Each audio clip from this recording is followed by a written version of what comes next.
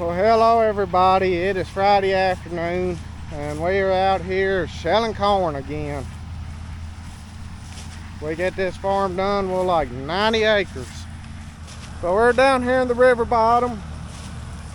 As y'all know, we grew some Pioneer corn this year. This new Pioneer number that is going to put Pioneer back on top.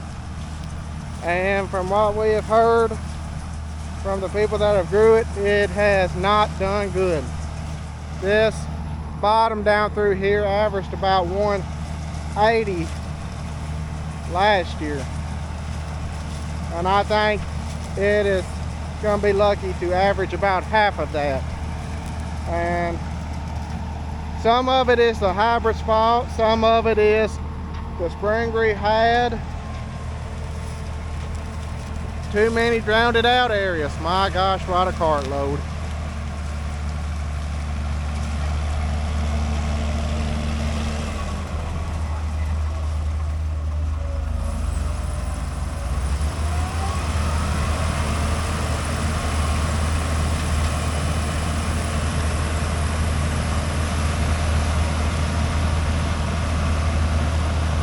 And I bet he's gonna make me go unload it.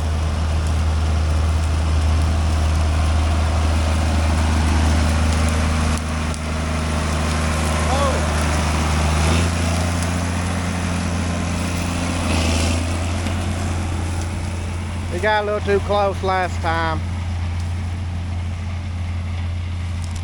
Anyway, some of it is the hybrid's fault, some of it is just the nature of this wet bottom, too many drowned out holes.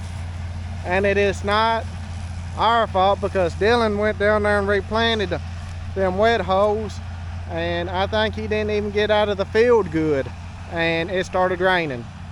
So them wet holes just got nothing in them. So what happened on this hybrid is it's called tassel wrap, where the tassels or the silks gets wrapped around the ear there and just restricts it. We've talked to 2 or 3 other growers who have grown this hybrid, and that's what happened to them. But anyways, that's what's going on today. We like just a few rounds here, then we'll move to the industrial park, which is 15 acres. Then we'll move on to Frog Jumping, which is 75, and that'll be the end of corn, hopefully. Then all we'll like is 230 acres of double crop sorry soybeans.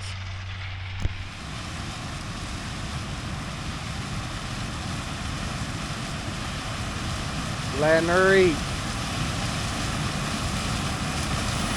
Got the duck hunters down here. Their blinds right there. They've been hunting, waiting for us to get done.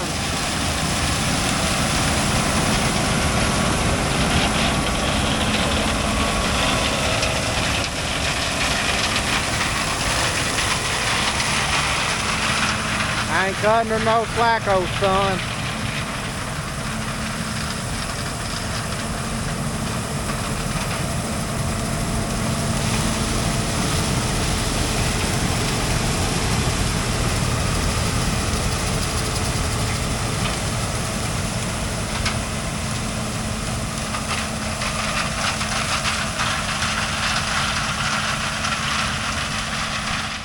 Yesterday, we were shelling on some decab 6835, and there was one little area there where we parked the trucks, and Daddy said it never dropped below 212 and stayed in the 250s to 260s more than it did the low 200s. So really good corn over there on the old goat knob. That decab and cropland 5678 was planted right side by side and on the old goat knob. And here we are in a good river bottom. We're gonna be very lucky to make any corn at all. Basically all we are is a giant lawnmower with a little bit of corn. You can see we're right down through there. That's where they got a channel cut and they got a pipe down there with boards, and that's how they flood this bottom. Well, basically everything down that way is just grass. You can see right here, he's on 8 and there ain't nothing, just because it drowned it out. I think, yeah, this is the, Dylan made a video of us down here disking it and do-alling it, and us planting it. I wish we could have brought y'all through to see that good decab and cropland making so good, but yesterday we had corn header trouble. We broke 2 chains, one drive chain, and then one cross auger chain broke, and then we had 2 gathering chains jump off. So this morning we ended up going through and adjusting all of our gathering chains. He ended up losing one somewhere, so we had to put a new gathering chain on, and we went and readjusted everything. So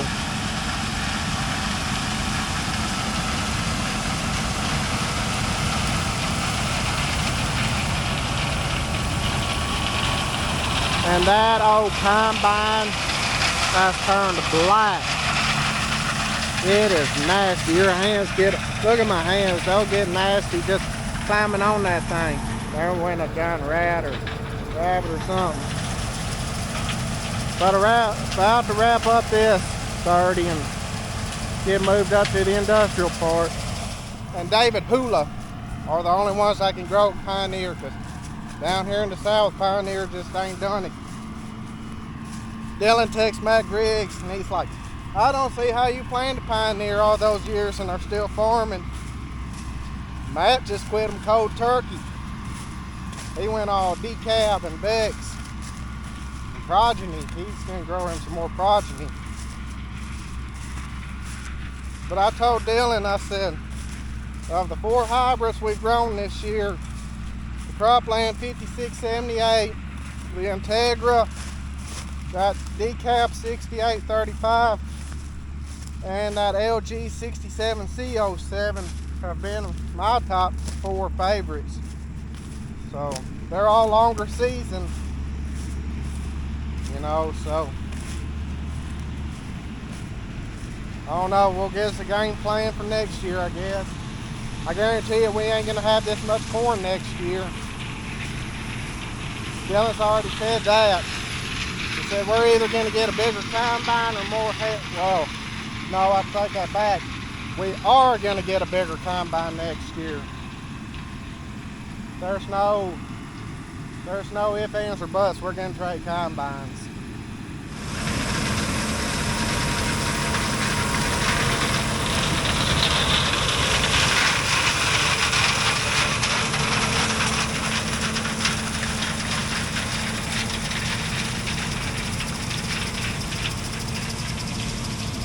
Well, can anybody tell where the water got out? Yep, that would be right here. We lost all that. And then the water come out of here. There's duck hole. Water come out of here. And this is a drain. Stays so wet. And then you see right there, that's so darn wet you can't even plant it. So we lost that. And then here's the hill.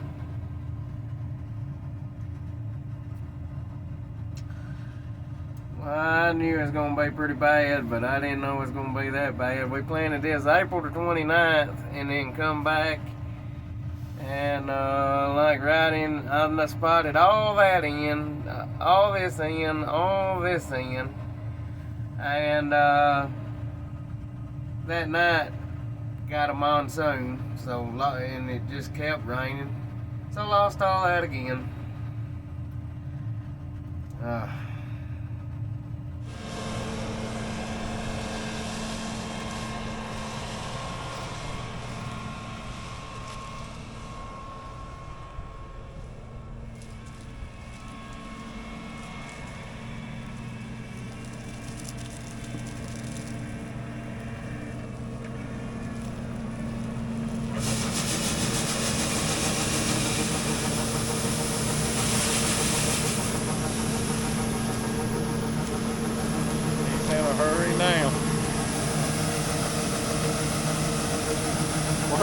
Mountain Dew and Moose Buddy.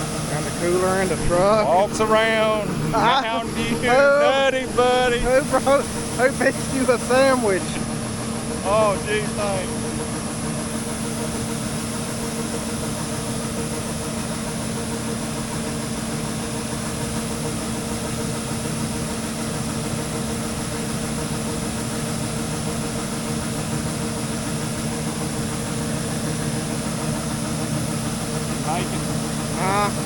Make it low. Am I gonna go to town with it? I said that low before that I got off to the I made it. How much you lose? Lose any? That's a little bit right there. Oh, no harm. No. When you pulled out, it looked like that tarp was fixing to hold it. I got on, when I pulled out, I got on the side of that. Oh, it's I know. Yeah.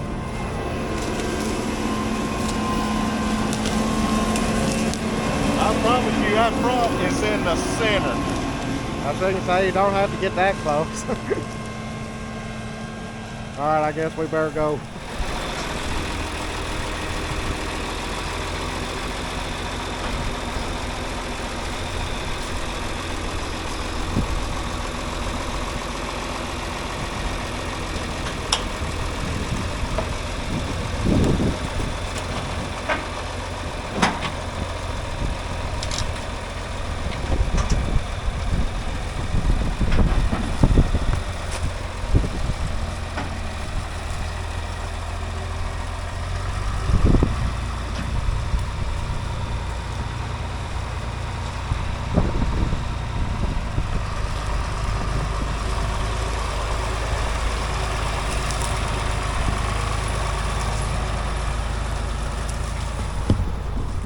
You may be asking, Robert, what are y'all doing with the 4230 in Greenback? Well, Monday when we were shelling corn, at the end of the day, had a shear bolt break in our grain cart, so, and it's completely full, so we're gonna have to use the vac and suck it off so we can get in there and fix it. But we'll bring you along when we do. Yeah. That time we took the drain off over there. But we wasn't as near far away from home. Yeah, I don't want to pull a 60-foot drain off or 34 square drain. That's why we got that. Getting set up to unload the car here. We're just gonna take that hose and put it up underneath here. Let it dump on the ground into the truck, in theory.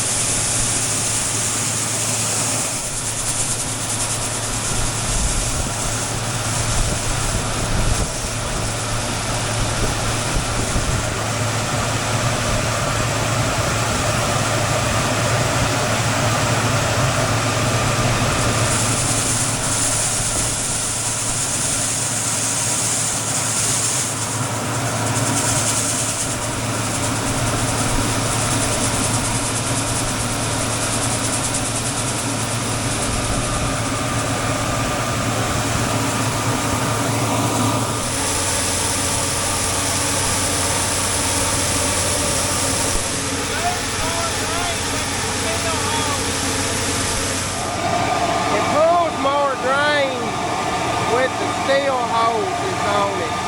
That's having to pull it like 25 foot. So we just done that because that rubber hose is so much easier to wrangle. And we're only moving like 300 bushels.